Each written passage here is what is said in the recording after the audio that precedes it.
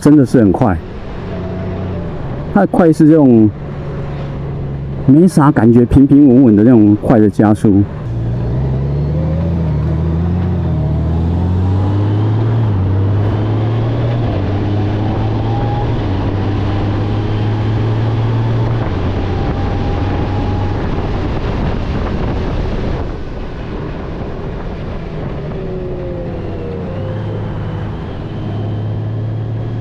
减速的时候，感觉是它把它吸在这个地面上，它不会说头下沉，它是前后一起这种平均下沉，所以你并不会说往前俯的这种感觉。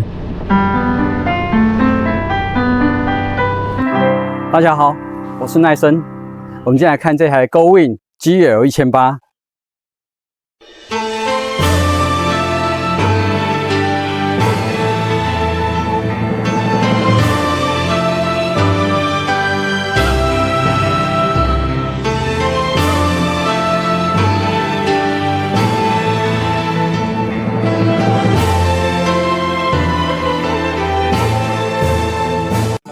我们看一下它的坐高哈，这个从侧面看起来哈，它大概坐高这样，我两脚都大概踩1/3到一半，两脚一起着地的话算轻松。如果一脚平踩的话，另外一脚大概1/3左右，大概这种状况。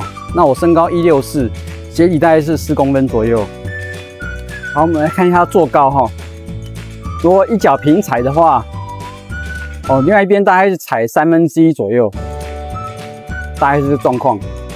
那因为它中间这个边会把那个大腿内侧给撑开，这是它的设计关系，它这中间做比较宽一点，所以这个跑不掉。那如果你两脚的话，大概是踩1/3，两脚都着地大概踩1/3到接近一半，大概这种感觉。那现在是它的大灯、远灯、pass 灯，那它雾灯它是用按键式的方式是雾灯。来，我们来看它的尾灯我们在怠速的时候的状况，刹车、方向灯、双闪灯。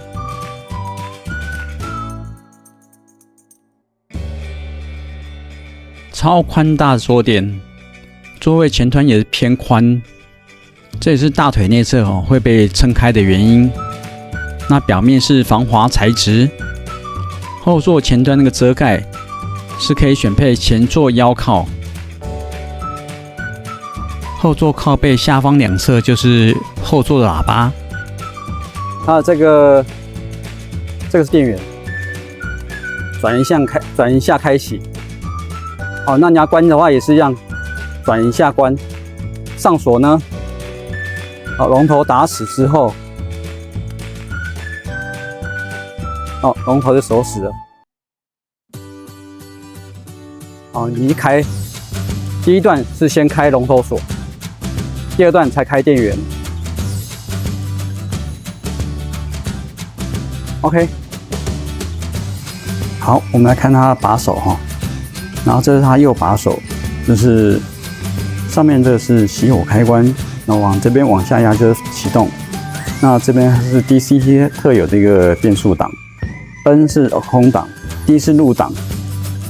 然后这边就可以选择模式，你要 Auto 还是 Menu， 自排还是手排。然后这边是双闪灯，这个是定速开关。按下定速开关之后，你要时速30以后才能启动，按这个设定速度加减。那 RES 是说你刚刚取消定速之后，其实你这个把手往回推一下，它就可以取消定速。然后取消之后，如果你要都可以回复刚刚原本设定定速，你就往上一推，它就可以设定定速了。那往下是设定这个现在速度为定速。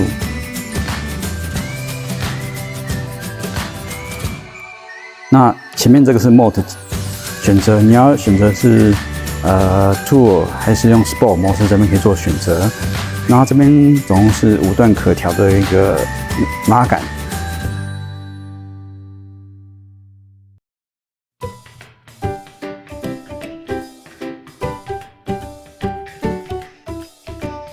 那我们看它的左把手左把手的话，这个是远灯开关、近灯开关、pass 灯，这是升档的一个强制钮，也是蠕行的前进。这是它的大小灯，你音量大小，风镜高低可调。那这是你要语音讲话的时候，这边按一下啊，就可以按压语音讲话。喇叭、方向键，这是方向键，然后这是输入，跟刚中性的这个输入是一模一样的。那这是回到 Home 页，回上页，你的声音选择是来自于喇叭，还是要用蓝牙耳机？这边可以做选择。那这个是方向灯，左右。那里面可以设定取消这个自动取消方向灯。那这是退档。那这个比较特殊的是这个蠕行装置。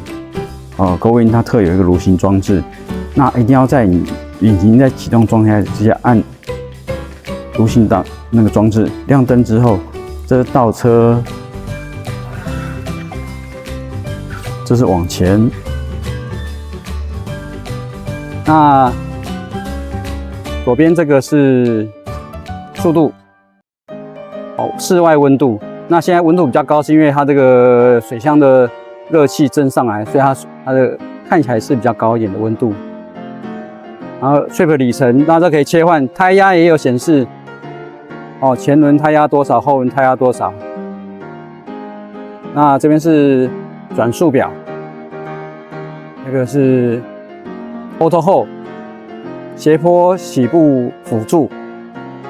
那还有一个 A Off， 底下一个这个 A Off 的部分，它只是怠速熄火，目前关闭。那你可以把它开起来，它这边变 On。目前 Off 的时候，它会显示这个部分。那如果开的话，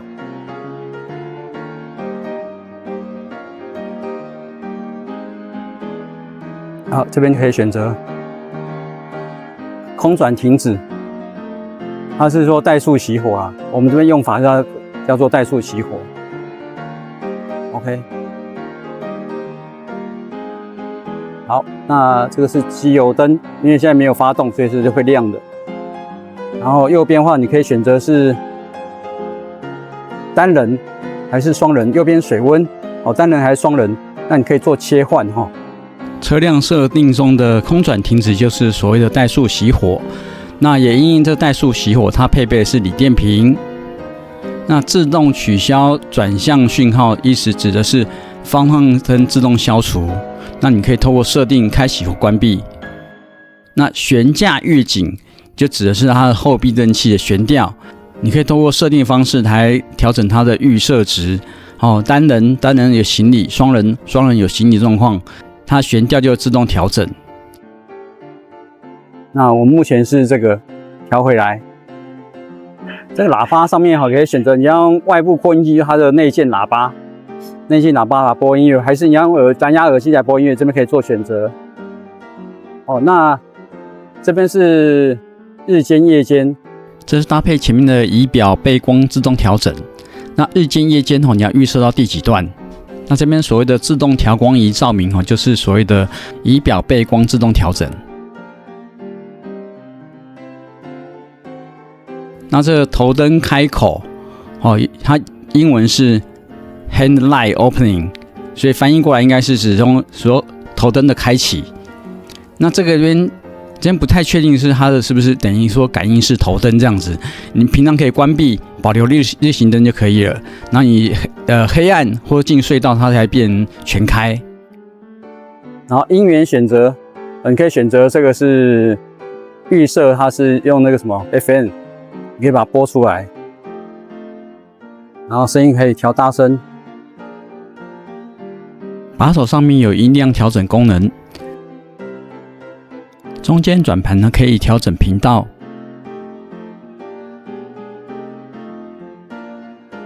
那它可以记忆12组电台。那把手开关可以直接切换这12组电台。这边是加温手把，这加温坐垫、加温握把和加温坐垫各有5段温度选择。那后座有后座的开关在这个地方，你可以调整它段数。后座的部分，目前是后座关闭。那你可以看到这个，看得到吗？这个白白的可以旋转这个大灯的高度，低一点还高一点。OK， 这个卡钳是对6活塞卡钳。那它比较特殊的是，各位看有没有2个油管，所以它是前后刹车联动的作用。所以你踩刹车，它会带一点前刹，拉前刹车，它会带一点点后刹，这样大概是2:1的部分，或3:1的部分。哦，这边也是一样，有没有？它是2个油道，2个泄油孔，所以它是刹车联动的。那这是前轮双 AB 的构造图，龙头是固定在车架上面的，透过连杆去转动前轮的方向。中式单枪多连杆的方式来吸收前轮的震动。这张图可以看出来，龙头是固定在车架上做转动，用连杆来转动前轮。从龙头侧面可以看到这2根连杆。那这是从上方角度来拍的。那这是脱掉车壳后的构造。引擎的构造相当庞大，后轮是中置单腔单摇臂轴传动的避震器。我们让镜头从下面拍一下。那 GoWin 的 DCT 跟一般的 DCT 版本不太一样。那一般 DCT 6档 ，GoWin 档位它总共有7个档位。那除了1到6档是跟一般的打档版的 GoWin 比较接近，那它的第7档就比一般的打档版的6档。它齿比更疏，所以可以更省油。那这仅限于说你的速度可以比较快的时候，它才用得到。那这2个，它是一个防倒块，类似人家防倒块。那这比较便宜，跟之前那个小 GoWin CTX 1300一样，有这个防倒块。所以你倒车的时候，如果说不是那种高速倒车，只是原地倒车的话，它这2块会挡住。到时候你只要换这2块就好。那比较建议这当备品买。放在家里面。那这一台是 Airbag 的版本。那如果说它不是 Airbag 的话，这边是一个可以打开一个小置物盒，它 Airbag 从那边弹开来，保护你。然后另外在下面这边有一个小小的一个置物盒，打开来，那加油在这个地方，你要按这个，加油孔在这个地方，所以 Airbag 是从那边弹开来，小小置物盒。大家可以放个眼镜啊、手机这一类的。然后侧箱，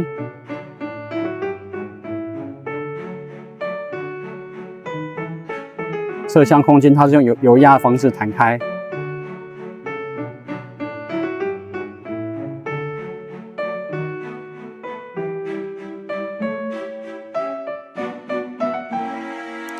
它后盖不会自动开，你要手辅助一下，它才会自动开。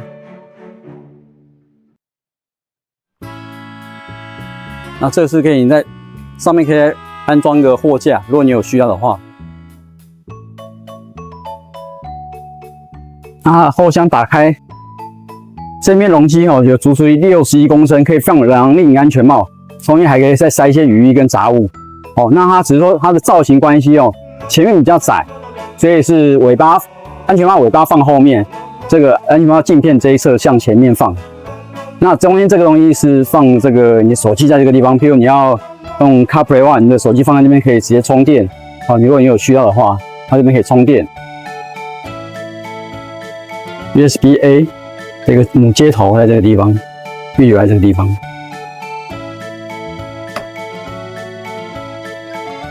好，我们来看这台车立中柱。一般在测速状态停好车之后，先踩着这个中柱，会不会不好立呢？手要抓着这个后扶手，膝盖顶着。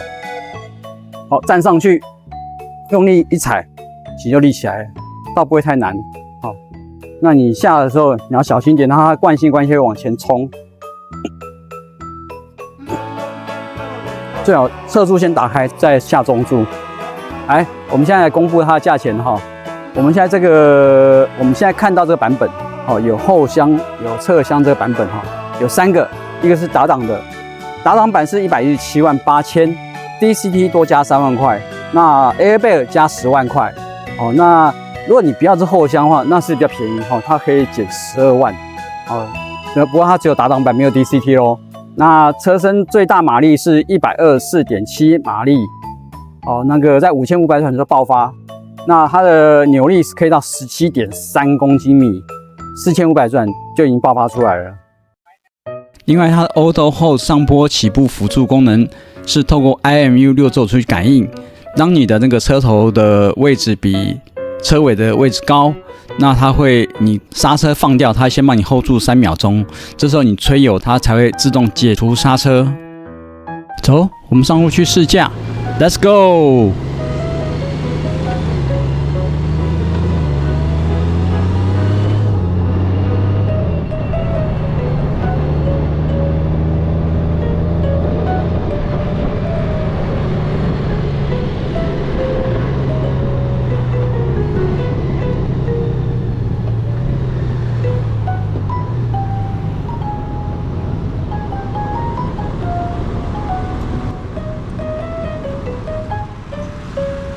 哦，有怠速熄火。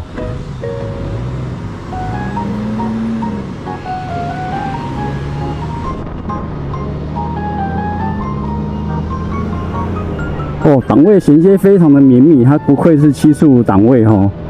7速 DCT 跟一般6档的其实还是有差。那个可以看出来哈，它的那个避震器作动，我们可以把镜头拍低一点哈。你看，我们的车把手感觉不到路面震动啊，实际上它是前面避震器是双 A 倍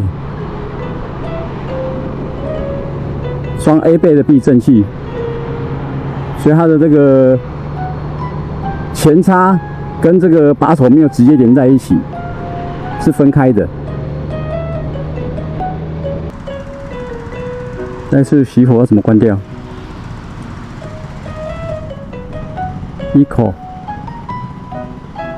Tour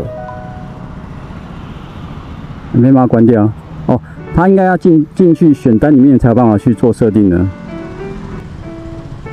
哦，先进来这边，坐垫偏宽，所以它坐高其实是蛮低的，然后你坐在上面感觉是非常非常舒服，就像坐沙发一样。跟他们讲一样，坐沙发。哦，声音好听哦。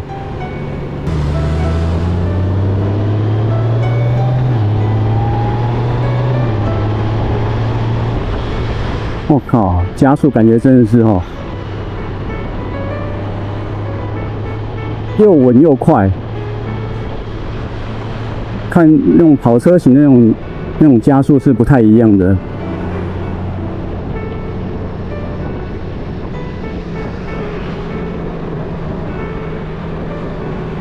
哦，其实我感觉它前悬吊的舒适度比这后面还要好哎。那怎么讲？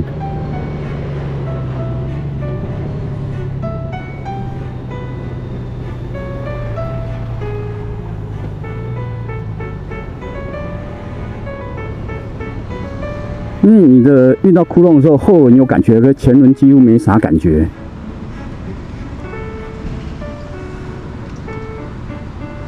哦，自动取消转向，这就是那个方向灯消除。这个刚刚是，这可以开可以关，可是我觉得暂时先把它关掉好了。一人单位 ，OK。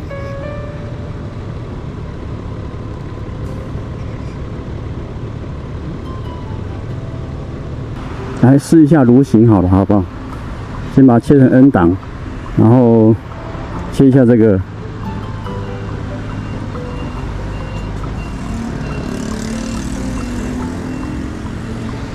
哦，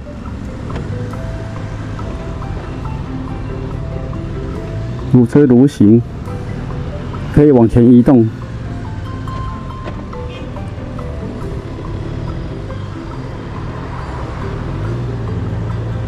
不过应该倒推会用比较多啊。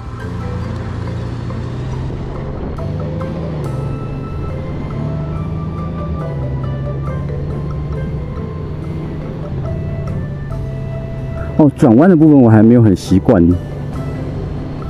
那它第一个，它的轴距是比较偏长，然后偏软的。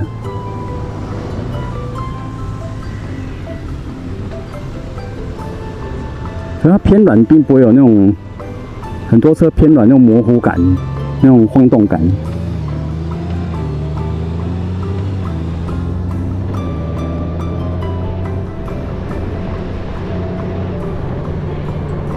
哇，真的是很快！它的快是这种没啥感觉，平平稳稳的那种快的加速。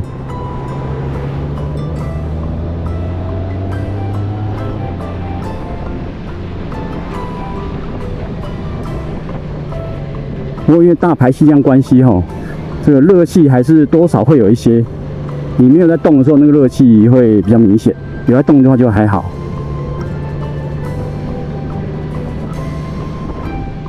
那侧箱的宽度大概是你照后镜把手要过，那个车厢才不会挡住。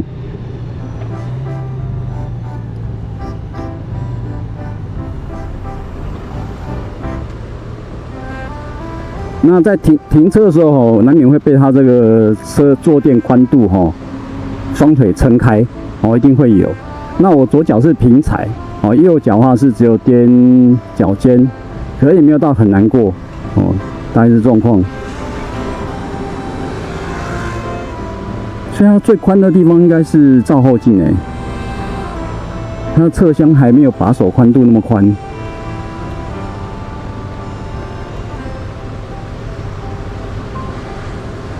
等下 CarPlay 怎么用？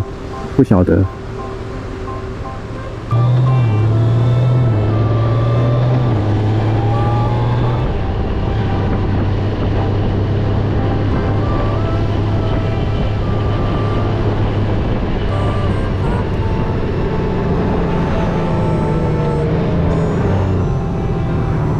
过弯是算那种稳的过弯，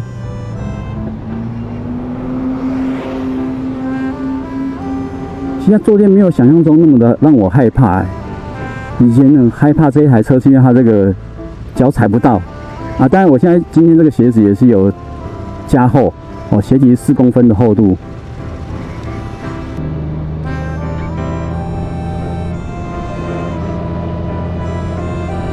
它倾角其实还算不错呢，没有想象中那么差。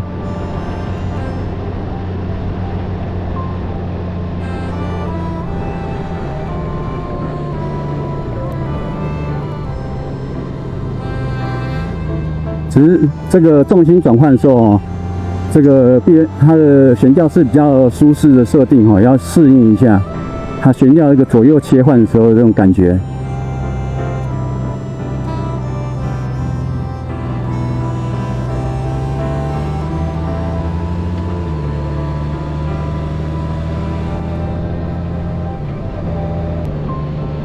那目前骑这台车的挡刹是比较明显一点因为它的6缸，但你们也可以去设定它挡刹要低一点还是多一点这样子。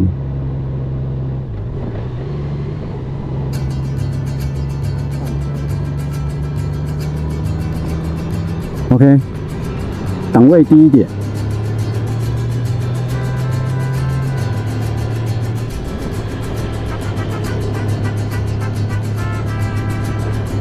这样就可以用它的转速来那个隐形刹车来减速，这样我比较习惯。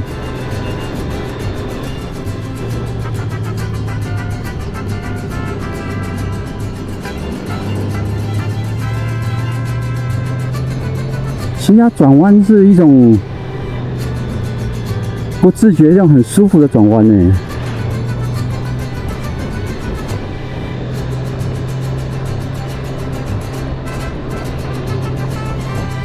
然后轴距真的是超长的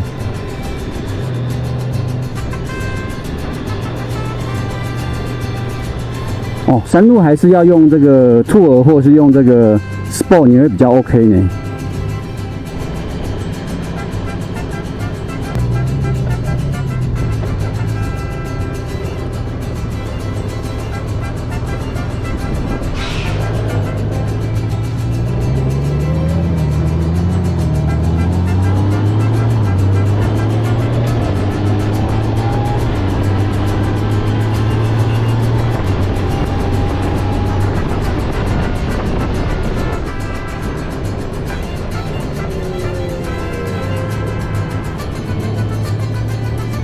减速的时候，感觉是它把它吸在这个地面上，它不会说头下沉，它是前后一起这种平均下沉，所以你并不会说往前俯的这种感觉。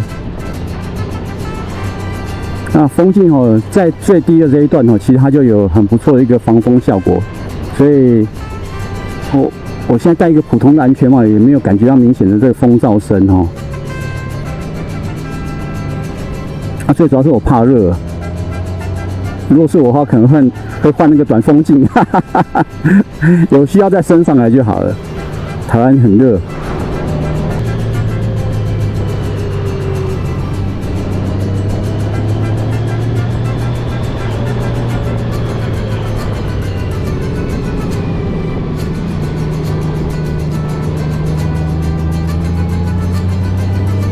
在弯中的调整哈，就还 OK 呢，还不错。他们所谓灵活，应该是说哦，不是说这个车子多重啊，轴距多长的灵活，而是说你在弯中你要调整这个倾角啊、速度啊。其实，这台车给你的感觉是，很好调整呢。你可以很容易就可以调整到你要的一个速度，太快换减速也 OK。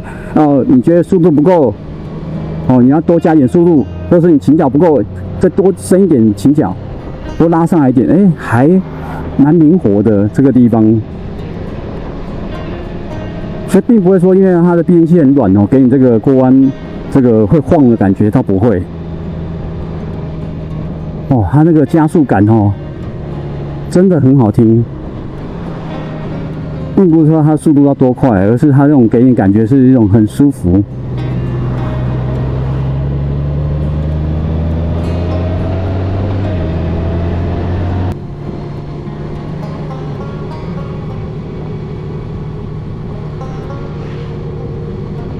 好，这边听说是用它本身挡刹就可以了。吸气数大的那个挡刹带那个比较重一点。换一个Eco， 看挡刹会不会轻一点。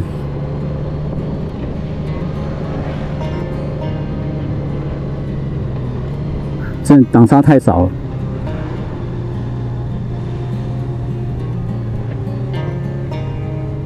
Tour 的挡刹它的这个下坡挡刹反而是刚好，真的你在跑山路然后还是要用 Tour 跟这个 Sport 这两个比较合适。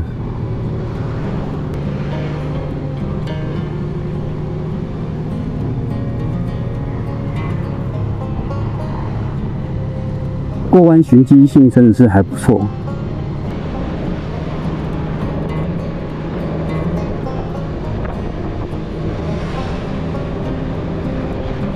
真是舒服。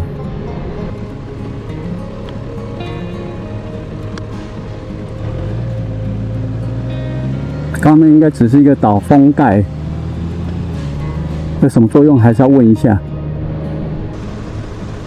那照性怎么调？这个直接用压的结论，这是一台非常舒服的车子舒服到后座会睡着的车。怎么舒服怎么来，有时跑在路上会让人怀疑，我这是在骑车吗？感觉和开敞篷车也差不多了。这台车由于排气量够大，转速也相对低很多，怠速大概在700 RPM 左右，7档2000转左右就破100了。因为车重的关系加速并不会给人家很猛爆的感觉，而是一种绵绵不绝、后劲很强的加速，搭配那水平对卧6-7缸。绵密而低沉的声浪，不需要拉高转，不需要高亢的声音，就能带来肾上腺素的分泌。那低鸣的声浪真的非常好听。试驾过程中也有收录到这个声浪。那如果听不太出来建议戴耳机来听，就会变得清晰明显很多。受限于气缸宽度关系它的倾角大概和红牌大洋车款差不多。轴距长的关系很多地方必须要较大倾角才能过弯，所以过弯速度不是它的强项。那反之如果愿意收一点速度，它会给你稳定、舒适又优雅的过弯。因为我印象最深刻应该是前轮双 AB 的悬吊，路面震动并不会直接传到把手上面来，滤震性比后轮还要更舒适，但又能提供极佳指向性，指哪打哪，循迹性相当好。后行李箱空间有60公升的空间，那左右两侧的侧箱各有30公升，总共有120公升的行李箱空间。在重机界很少看到这么大的行李箱空间，车身还能保持这么流线。会买 Go-Wing 来骑的人，大多是重机已经玩到一个程度，早就过了那种追求刺激和速度感，更着重在旅游本身，喜欢长途旅游的骑士。那虽然车身很重但却带来绝佳的舒适和稳定度。另外，透过独特的蠕行装置，让车辆在低速状态移动一点也不困难，一样是很优雅的双脚着地，电动辅助前后移动。哪一天当我的心境到达这种程度的时候，我也要买台 Go-Wing 来骑。那现阶段俗世杂物缠身，今年自己的重机可能都还没骑到3000公里，实在是有待加强啊。今天的影片就到这边了，欢迎有兴趣置入或安排试驾厂商和我联络，我们下次见了，拜拜。